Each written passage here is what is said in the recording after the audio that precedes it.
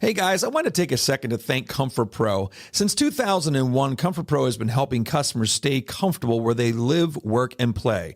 They stand behind their work with a 100% customer satisfaction guarantee. They have 24/7 emergency service, and if you mention the show, you receive a free watchdog maintenance plan for 1 year. Call Comfort Pro at 484-917-1803. 484-917-1803. That's Comfort Pro. This is going to be a good one, Hugo. The Brad Weisman Show. Real people, real life, and everything in between. So what do your kids think of this? Oh, they are so embarrassed. In order to be unstoppable, you simply don't give up. You get knocked down, you get back up again. Where curiosity opens the door to genuine connection. Men really struggle with their emotions. They really struggle with even understanding what's going on. Unfiltered conversations with the people shaping our world. What kind of show is this? And there's red quilted leather all over the walls. There's a swing hanging from the ceiling. I don't sweat you. And now, your host, Brad Weisman. All right. Oh, man. Mm-hmm. We didn't even do anything yet. You're already humming. That's righty. Yeah, I had a great weekend this past weekend. It was nice. Yeah, it was a good nice. weekend. I did Guys Weekend. Guys Weekend. Yeah, What Guys did you do? Weekend. We had a great time. Just 3 guys and myself and good friends of mine. Went down to Ocean City, Maryland, and hung out. And nice. had some good food and went to a great restaurant, which is one of my favorites, called The Hobbit, down in Ocean City, Maryland, and just had a great weekend. Ah, that sounds fun. Yeah. So how are you doing? Good. I went to see the cherry blossoms. Did you go down to DC? With them kids? With them kids. We're going to be talking about kids. We're going to talk about dads. So you're a good dad. Yeah. We got another good dad that's going to be coming up. We had this guy before on the show and really made an impression on me. And you'll probably remember him if you are watching the show. His name is Mitchell Osmond. He has a podcast called the Dad Nation Podcast. He is, if there's one thing you can do as a dad, and moms can watch and they can chime in too, but he definitely is the dad guy. And if you go on his Instagram page, you will grab some amazing information, not even information, There's some wisdom. Yeah, some wisdom from the things he says and the quotes and his podcast and the people he has on. And he just brings it to a point where you just sit there and it's not a judgmental thing. It's not meant to judge yourself, but it's just you sit there and go, wow, that was very powerful. Mm-hmm. It meant a lot. And how can I change or how can I be better at what that is saying? Mm-hmm. So we're gonna bring him in. Mitchell is back on the show. Mitchell Osmond, man, how are you doing? Brad, I'm doing well, man, and it's a pleasure to be here again. Thanks for the invite back for round 2. The first conversation was powerful, and I think out of all the podcasts I've been on, yours stands out. It was just a great conversation. So looking forward to chatting today, man. Yeah, so am I. I know you were a little under the weather recently or whatever, and you're kind of getting over that. We're all getting over stuff. I had the stomach bug a week ago or whatever, so it's incredible. But you look good. I think we're going to get through this fine, and we're going to move on right away. So I think one of the things that I was saying to the audience before I brought you on was just how thoughtful your messages are on your Instagram page. And I know you're different places, and I know and your podcast snippets are there, your reels and shorts and all that stuff, which are great.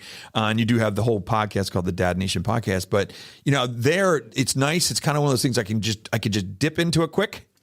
I look at your podcast, your Instagram page, and I'm like, that was cool. And you're doing this all the time. Where do you get the inspiration for this?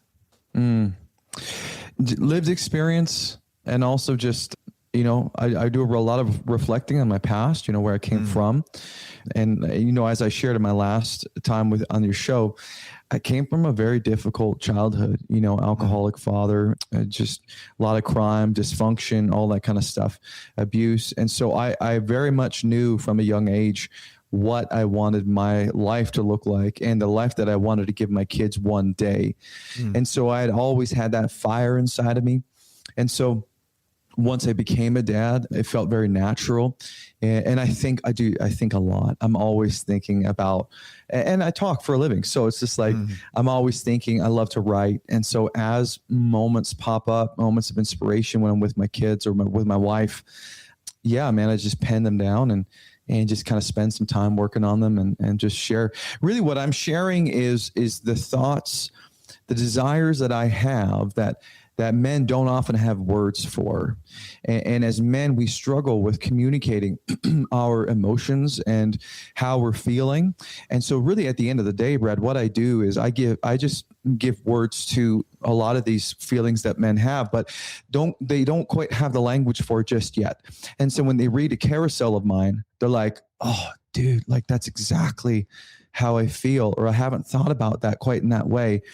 And that is what I love to do, is to give men language for what they're thinking, what they're feeling, but then also equip them. You know, a lot of my posts give guys stuff to think about, like you said, because you've heard me share in the last episode, I'm super passionate about helping other men step up and become present, powerful fathers and husbands, so that their children will have beautiful, childhoods, and their wives will be happy. And I believe that when the dad gets better, the whole family wins. I say that in every single show. Yeah, I love that. And so that's why I do that, because at the end of the day, I am the father that I didn't have.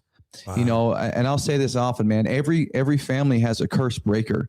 For me and my family, that's going to be me. Wow. And so if I can help other men end the curses for them and their families, then man, I love that. So that's awesome, man. It's so inspirational, and inspiration actually breeds inspiration. You're talking about writing down things. I've noticed over the past 3 years in my journey of doing this and working on a book that will hopefully be out by the end of this year.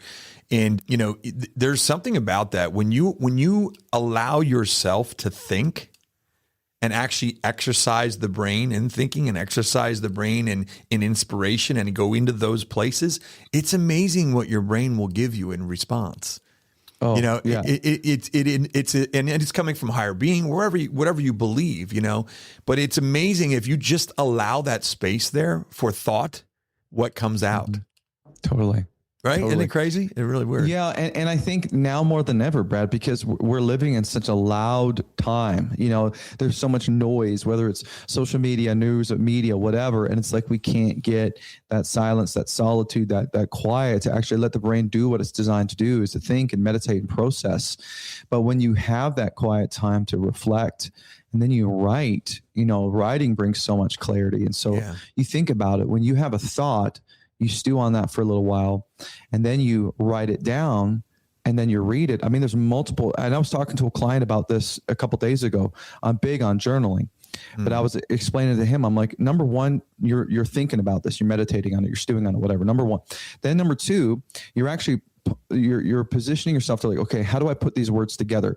Then you're writing. And the great thing about your hand is it slows down the words so that you have time to process it. Yeah. And read it again. I mean, that's like 4 or 5 different interactions with that one sentence or that one thought that you wrote down.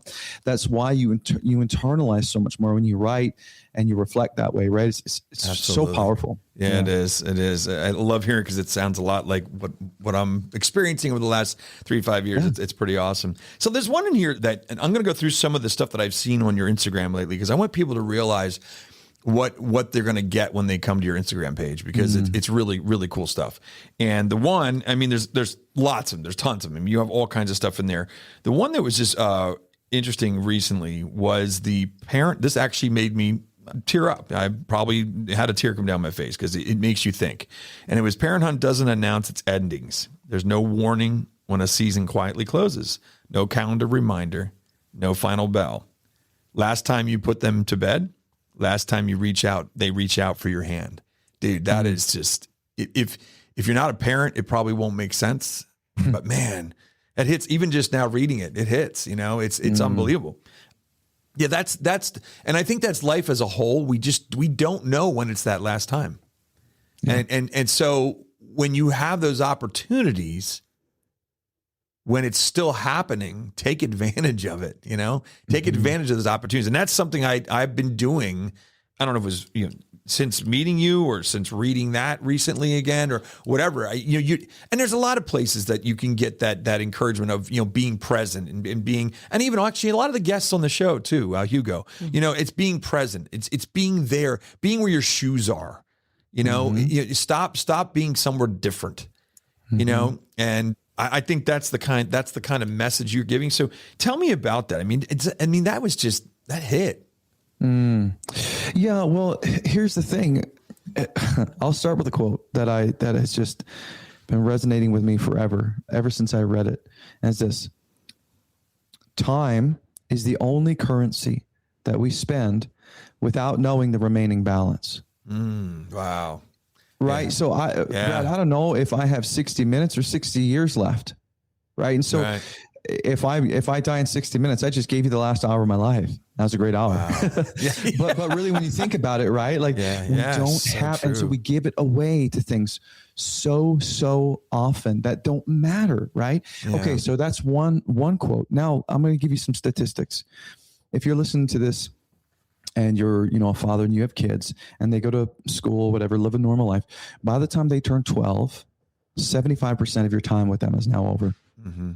By the time they turn 18, 90% of your time with them is over, because the moment they leave the house, the time drastically drops, right? And then they get married and they have kids and it drops again, right? Then you start seeing them at special occasions, family dinners, whatever, if you're blessed enough to have them live close to you. And so this is so important, because you want to think about it. If we don't know how much time we have left, and it's impossible to know, number one, that should make you realize how important it is to give the time to the things that are most precious. But then also, if you have a kid who's 11 years old or under 12, your time with them is about to drastically decrease. Yeah. And then we look at, here's another statistic that I just learned a little while ago. The average American male who's the primary caregiver in their home, and the children attend normal school, normal hours, they spend on average 0.86 to 1.04 hours with their children a day in focused time. Wow. 1 hour a day out of 24. Wow. So let's think about that, right? Yeah. Then that drops off again by the time they're 18. So if you are spending 1 hour a day with your child, how important is it for you to be intentional with those 60 minutes? You know what I mean? Mm-hmm. So that's where, that writing comes from, those quotes you're reading, because I have a real passion to just be fully present and to not miss a moment, because it's so precious, especially when you look at some of those data points and statistics, right? Yeah. Yeah, it's cool. And I think you're the one that, I don't know if it was you, I remember you saying that on the last show we had, and that was definitely impactful for me too. And all these things, they kind of come into your head, and they start to, the more you hear them, the more your brain starts to, when I'm at, and this is something I'm consciously doing, but I'm actually really enjoying it. I'll be sitting at the kitchen table working on something for work, and my son Carson will be over watching a really cool thing on YouTube that's educational stuff, really cool. And I'll look over, now I could choose to keep working. And a lot of times it's in the morning before he goes to school. And what I've been doing is closing the laptop, getting up, sitting on the sofa with him and say, what are we watching, bud? He comes over and then we chill for a half an hour. Just watching whatever he wants to watch on YouTube and whatever we kind of figure out. This morning we were watching the Artemis 2 thing because I'm excited about rockets. I love space travel and all that stuff. So, but it's just, those are the moments, and it's a half hour, but you know what? It feels so good to do it. It's incredible. Yeah. And you don't know, like I said, you don't know when the last time you're going to pick your kid up is. You don't know the last time you're going to put them to bed. Like I wrote, parenthood doesn't announce its endings. You don't know when this is going to be the last time. Yeah.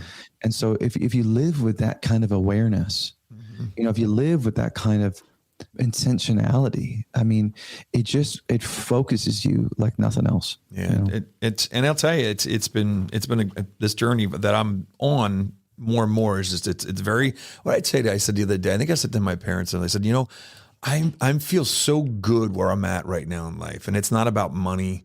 It's just, I'm humbled in a good place in my skin where I feel I can say the things I want to say, not controversial, just say the things I want to say.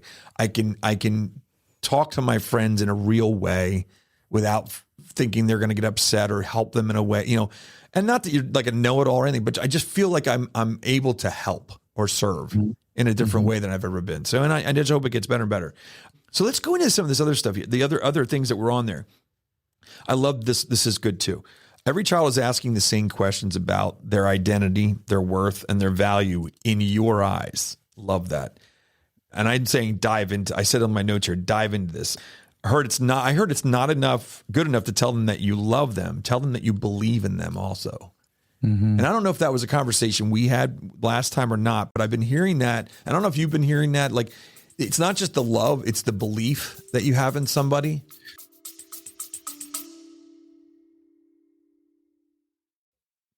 Hey guys, if you're looking to buy or sell a house in Berks County or beyond, let me know. This is Brad Weisman from The Brad Weisman Show. You probably know I'm also a realtor, but I wanted to remind you, if you have any questions or you need anything, please give me a call, 484-256-5836. Thanks. Yep. Yeah. So every child is asking, especially boys, are asking a couple key critical questions. Number one is, am I enough? And then the second question they're asking is, do I have what it takes? Right. And as young boys, they're looking to their fathers to answer that question, typically. And the challenging thing is, Brad, is when these boys, when their fathers don't answer those questions for them, they grow up, and the girls too, they grow up and they'll answer those. The world will answer those questions. Culture will answer those questions for them. And they'll say, so when they're asking that question, am I enough? They're going to find their worth in all the wrong places. Do I have what it takes? If you don't help them answer that question, they're going to strive for, they're going to become, they're going to be looking for worth. They're going to be trying to please everyone. They're going to be constantly stressed and anxious, trying to prove themselves, trying to earn their love from everyone and everything. And it's like, it's your responsibility, especially as a father, to answer those questions for your children so that they are not asking it, as adults. Because that's what I see, Brad, is grown men who are still little boys on the inside going around, and what they're deeply, what they're doing down on the inside is saying, am I enough? Do I have what this takes? And so then they're looking for enough in their work. They become workaholics. They're looking for enough in, maybe the drugs or the alcohol or whatever makes them feel, it numbs that pain, right? Yeah. Or they'll look for it in different areas. And so that's another reason why I'm so passionate about the fatherhood piece, because like I said, I mean, I meet men who never had those questions answered. I didn't have those questions answered. And so I struggled, and I learned a lot of very painful lessons because I answered all those questions in the wrong way. And I filled my life with things that weren't good for me, right? Until I understood what that meant. And that's why I help men, number one, understand that. And then learn how to communicate that to the children. Because when we talk about the word encourage, right? What that means is to inspire courage. It means to speak something into them, inspire your children, say things like, I believe in you. You're such a hard worker. This speaking to their identity. Yeah. Right. I love the phrase, praise the process, not the prize. Yeah. Yeah. It's like, don't just reward them when they get the medal. Don't just reward them when they get the great grades. It's like you're rewarding the process. Man, you studied so hard. Yeah. You're such a hard worker. Point. That's a good point. That kind of stuff, right? Yep, yep. So, yeah, that's a really good point. Now let's go back to the other side of that. So what about where's the dad's place with young girls, with their teen, like my daughter's a teenage girl now, and it's different. It's a different relationship than it is with my son, just because I'm not a girl. I don't understand about how all they think, all the time. But, what do you say about that? How do you be present in the same way or whatever, with that? Yeah. Well, the first thing you need to understand is how you treat her, and even more so how you treat your wife, is teaching her, how to the respect that she deserves. Is teaching her lessons about her own worth, right? Because if she grows up and her father disrespects her mother, or if her father doesn't, communicate worth or value to her mother or to her, then she's going to grow up thinking, well, I'm not deserving of respect. Oh, wow. And so what's going to happen is she's going to look for men. Here's the thing, Brad, and we know this to be true statistically. Your daughters, if you're listening to this and you have a daughter, they will grow up to crave the attention and affection of a man just like you. They cannot help it. They will look for a marriage just like yours, because that's what they see is what they normalize. right? It was true in my family. My sister grew up, married an alcoholic. Wow. Got divorced, married an alcoholic. Wow. Right? Because that was what was modeled for her. She wasn't, she didn't have those answers questioned, or she didn't have those questions answered. Yeah. And so this is so critical. So I tell men all the time, like, if you want your daughter to bring home a great man one day, right? You have to model that greatness for her so she knows how to see it in other men. Right. Yeah, how to recognize it for herself. Yeah. What it looks like, right? It's what it looks like. Yeah. Very interesting. I'm like, hey, pursue your daughter. It sounds weird, but pursue her like you would want her, because she's learning everything from you. And so if you do that, she's going to grow up and look for a man who's going to pursue her, who's going to say, hey, you are beautiful. You are worthy of so much respect and love. This is what you deserve. And you're going to speak that identity into her. You have what it takes. You are enough. You're not too much. And you're going to speak that into her identity so she knows exactly what she's looking for when she gets older, right? Well, I think I'm doing it right there then. Yeah, buddy. I think I'm doing it right. No, I adore both of our kids. I mean, obviously, and they're both talented and, do a lot of different things. So it's cool. It's good to hear. You have a question, Hugo? Yeah, I was going to ask you, just going back to the point about worth and, where kids in the world or culture will tell them, give them a source of worth. What do you guys, both of you, attribute your sense of worth to? What is your source of worth? What would you say, Brad? My source of worth? I mean, you mean as far as what makes me feel worthy to? Actually, I think just being a dad, or for me, just being a dad makes me feel more worthy than I've felt before. If that's what you mean, I'm not sure if that's what the question is. No, I meant like that you are enough. Like where do you draw that intrinsic worth from? That you as a person, you as a human being. I think it's just over time. I mean, I've never struggled with that, and there are people that do. I mean, how do you feel with that, Mitchell? I mean, yeah. I mean, did you feel you were enough? I mean, you said you struggled with that because of your upbringing, maybe a little bit, right? Mm-hmm. And you were looking for your worth. You were looking outside of yourself for that. Whereas I think I don't think I've ever had that, except for when I was maybe really young. But go ahead, you tell me your thing about that. Yeah, I mean, here's a couple points where I was challenged. Yeah, the worth piece for sure. Now I'm a person. I'm a faith person, so awesome. I have a relationship with God, and so I take a lot of my worth in my faith. A lot of my beliefs, and I believe that God loves me. I believe that He's created me, and He's given me a purpose and a calling, and so I believe, I root myself in that a lot, and then also in like you said, in your identity as a husband and as a father. And I think in marriage, I struggled a lot in our first 2 or 3 years because I didn't understand my own needs. Right. And so the two basic needs of every man are to feel respected and to feel competent. I don't know if we talked about this before. Yeah, we might have, but I also just saw it on another podcast you did. Please go into it. I do love this.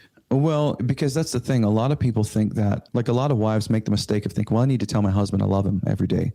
The problem is it's good to know that you're loved, obviously, but for men, the intrinsic desire is not necessarily to feel loved. It's actually to feel competent as a husband, as a father, as a provider, and to feel respected. So for example, and I've done this, if you go into a room of 1,000 men and you ask them a question and you say, would you rather hear your wife say the words, I love you, or I respect you? 95% of the room, or 99% of the room will raise their hand when they hear the words, I respect you. And so I tell women all the time, I'm like, the most empowering thing you can do, and dare I say the most loving thing you can do, is to say to your husband, I believe in you. You're such an incredible father. You're such an incredible husband. I love how hard you work for us. We don't have to worry about anything. Yeah. You're such a great provider. Yeah. It's like that hits so much deeper than I love you. I agree 110%. And also and so I think sometimes the word for me is I'm proud of you.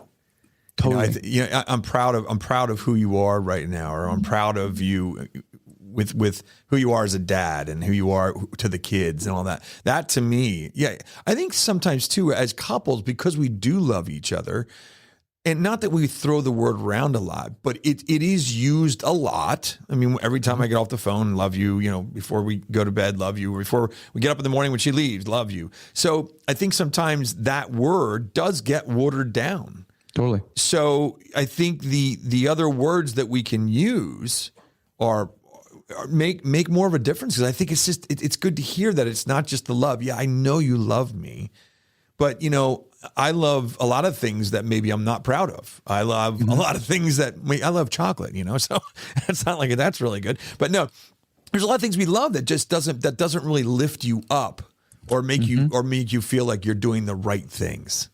Sometimes I think as guys, I think they think because we don't need to hear that, we end up not hearing that. And then when we do, if somebody says to me, man, you're a heck of a father. I mean, that to me would, or a heck of a father and husband, that means a hell of a lot more than somebody saying I love you. Yeah. Yeah.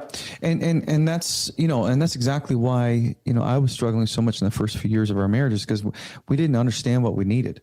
Yeah. Right. And my wife's need to feel cherished, to feel seen, to feel heard, to feel safe. I wasn't meeting those needs. And so I didn't, and she wasn't meeting my need to feel respected and competent. And so I constantly felt incompetent. I constantly felt like, not constantly, but I often felt disrespected. And so I felt like a failure as a husband. I felt like a failure as a man, as a provider. And so my sense of self-worth was very low, because I didn't have that answered, in my upbringing. And I certainly wasn't getting it answered in my marriage, because it was imploding. Right. And so men base their identity off of that in many ways. And so it's so important to understand that and to be able to communicate those needs in your relationship and be able to create opportunities where you can meet one another's needs, because that's where you're going to feel truly fulfilled. So that's huge, especially for men. And what do you think? So then on that topic, what do you feel, or what have you heard that they need to hear?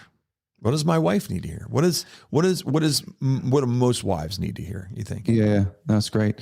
Well, I have a framework around this called the attraction triangle. And what the triangle is it's based off of every woman's 3 core needs. And those 3 needs are to feel seen, to feel heard, and to feel safe. Right. Mm-hmm. So when we say seen, you can break that down into 3 A's. So appreciation, acknowledgement, and affection. Every wife needs to be appreciated for the things that she's doing, the invisible load that she's carrying, the different things that she's doing around the house, all that stuff. Acknowledgement actually goes deeper. It's not just appreciating her for what she does, but it's speaking to who she is. Acknowledging her as a mother, acknowledging her as a bride, as a wife, as a great friend, or a great, whatever. And then the affection piece is huge, because giving her physical affection says, hey, I see you. I care about you. I'm attracted to you. Yeah. Right. So the seen piece, the heard piece is really just, and I teach this with my clients. It's just an active listening loop. So when how many times does your wife talk to you and you're like scrolling on your phone or you're watching the game and she's like, hey, hello, Yeah. Yep. But it's this idea of mirroring, summarizing, and clarifying. So you mirror what she said back to you. You use some of the same language. So she says something like, I feel like I'm doing all this work around the house. I feel like I'm alone in this. Mm-hmm. Instead of getting defensive, you might mirror when you respond, mirroring some of her language. Like, babe, what I think I hear you saying is that you're having a hard time because you're lonely. You don't feel supported, right? And then the clarification, mirror, clarify, and summarize. The clarification is asking, or summarizing, and then clarification. So summarizing would be like, I hear you, it sounds like you're looking for help around the house. It sounds like you're lonely. And then the clarify is the clarify. Yeah. The third step is, did I get that right? Right. You're asking for feedback. Yeah. And so if you do that, you mirror, you summarize, and you clarify, it's like that whole sentence is like, so instead of getting defensive, which is really common, because the first thing you want to do when she starts talking about that is saying, well, I work too. I'm working hard. I did a 12-hour shift. You expect me to come home and blah, blah, blah, I've blah. never said anything like that. I don't know what you're talking about. Right? Never. Right? But when you say, hey, babe, you know what I think I hear you saying is that you feel alone and that you're doing all this alone and you're having a hard time keeping up with it. did I get that right? She's going to feel so heard. You know what I mean? Because you're not only are you using the verbiage psychologically, it activates what's called mirror neurons. Mm-hmm. And so it tells her, oh, he's listening. And then summarizing makes her feel obviously that you're like spitting what she said back to her. And then the summarizing, it says, hey, I want to know, am I correct? Did I understand you? Right? Yeah. You're asking for feedback. And then that third step, safety. Here's where a lot of guys get this wrong.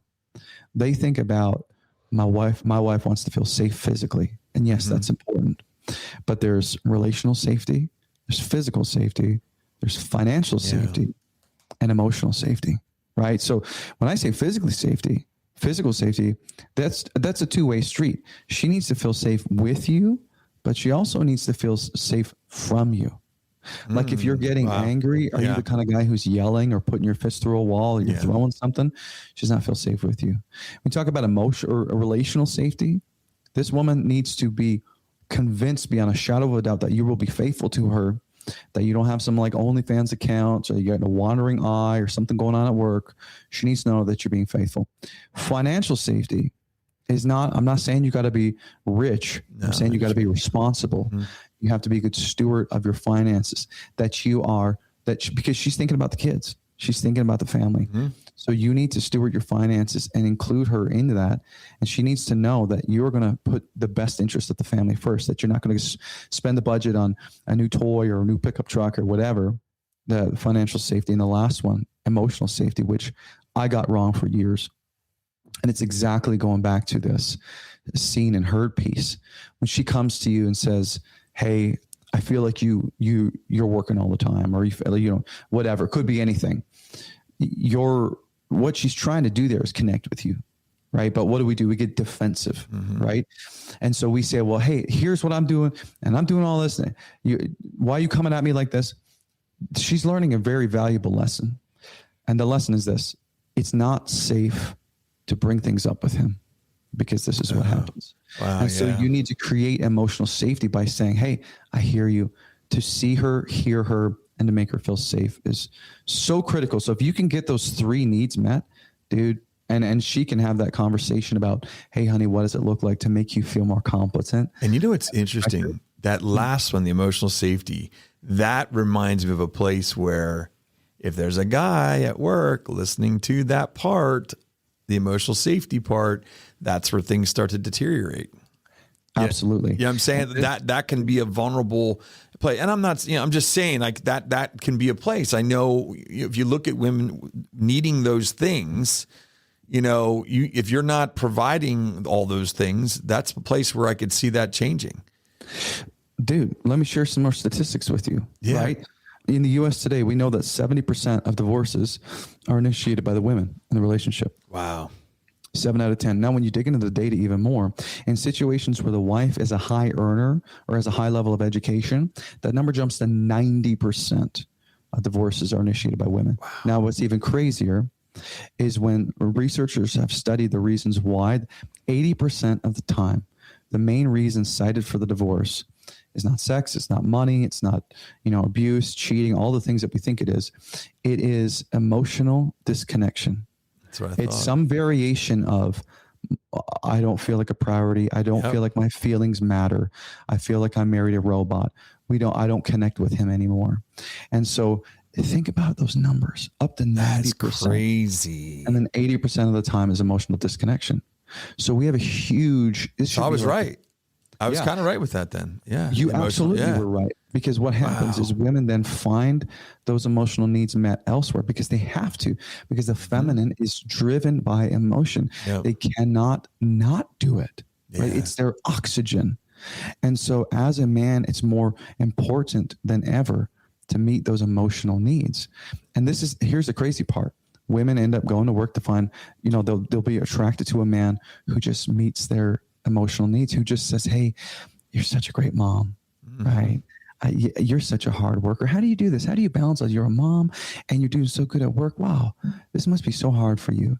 And there's a guy at work who just says the right things. And But here's the thing that happens with men.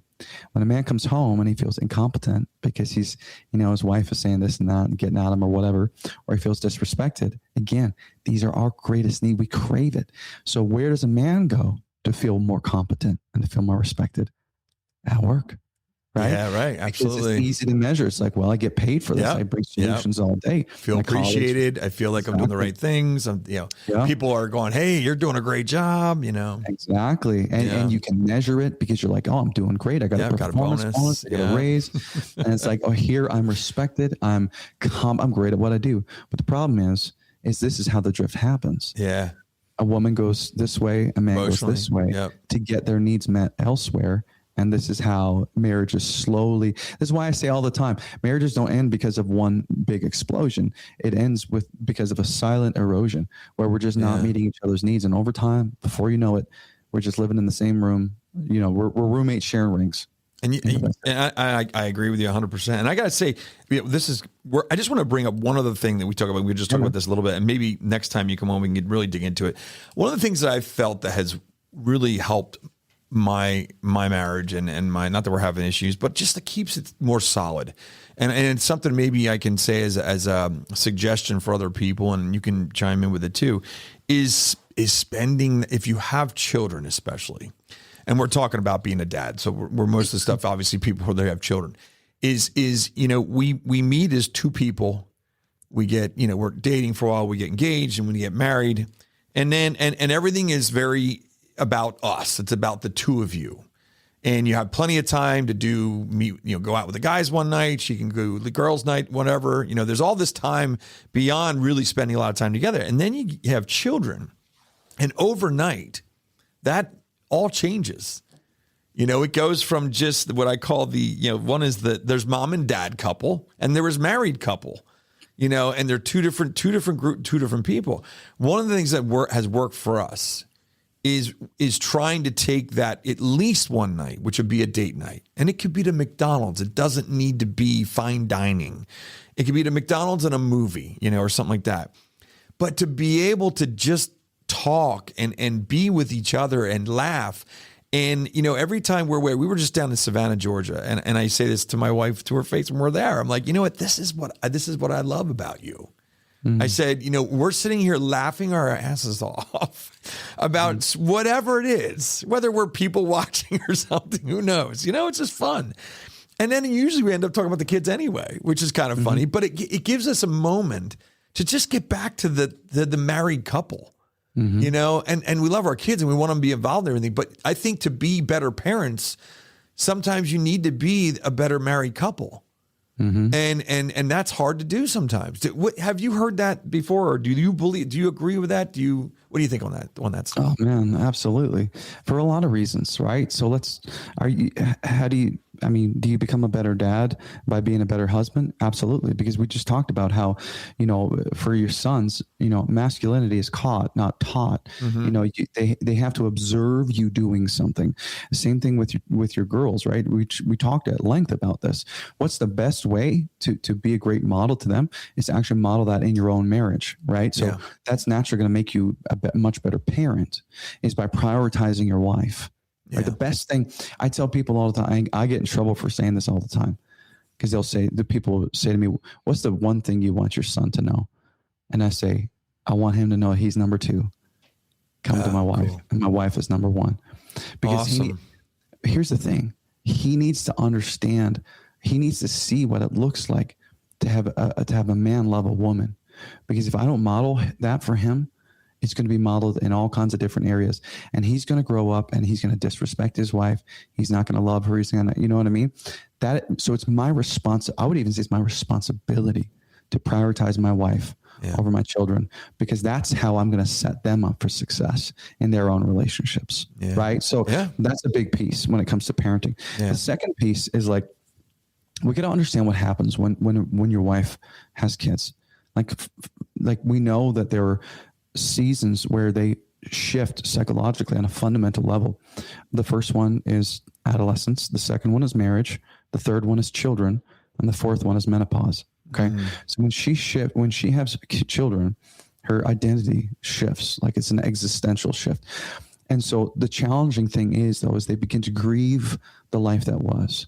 They begin to mourn when they were a bride, when they were younger and beautiful as they see themselves.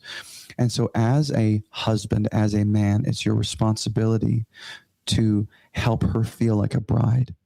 If she can forget for a moment that she's a mom, and you can say, hey, can we go out? Why don't you put on a nice dress and I want to take you out for dinner?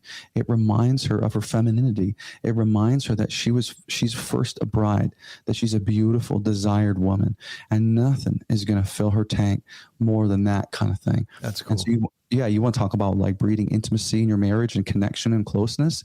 That's how you do it. Remind her that she was a bride. Remind her that you desire her, you're attracted to her. And then when you do go out on that date, what do? You connect on an emotional level. Yeah. Right? Absolutely. You talk for the sake of talking. Like you said, I love that you said that because that's so critical. David White is a famous philosopher and a poet. And he says, the conversation is the relationship. Oh, I heard that before. Yes. Right? Yeah, I heard that before. Somebody else quoted that. I love that. It is. You're right. The conversation is the relationship. So true. And I say it all the time. I'm like, you want to know the health of your marriage? Look at the health of your conversation. Right? How much are you talking? Yeah. Because if you're not talking, you don't really have much of a marriage. Or you might have it right now, but it's going to deteriorate. Yeah. So this idea of dating your wife, oh, dude, huge for so many reasons. Right. Yeah, it's cool. That's awesome, man. I just love it. And we're gonna wrap it up here, but I just love having you back. I think he's probably one of out of 300 episodes. I think you're probably maybe 3 people that we've had on twice. Come on. I think so, maybe, right? 2 or 3 people. Yeah, thanks so much, man. I appreciate it. We're going to have you back hopefully again sometime because I have other stuff I want to dig into, and just keep it up. I know I could tell you're a little, you're sniffling and stuff like that. But thanks for, working it through and making it happen for us. I really do appreciate it. It's been a privilege and an honor to be here with you and your listeners, Sprout. So thanks for the honor, and let's make it a trilogy, bro. I'll come back for a third time. Sounds good. That's a definite. All right, cool. Thanks a lot, buddy. Unbelievable. Wasn't that a great show? That was good. Mitchell Osmond, the Dad Nation podcast. Plus, he's got a lot of other stuff going on. Go to his Instagram page. Just look up Mitchell Osmond, and we're going to share all of his socials on our socials, so you'll be able to find him. But if you're looking for some advice about husband, wife, any kind of issues, or maybe it just doesn't feel right, he's the guy you need to connect with because I'm telling you, he's going to help you out. All right, that's about it. Thanks for coming back here every Thursday at 7 p.m. We love it. All right, take care. Hi, this is Brad Weisman. Come back here every Thursday at 7 p.m. to watch The Brad Weisman Show. We have new guests every single week, and we love having you as an audience. All right, we'll see you soon.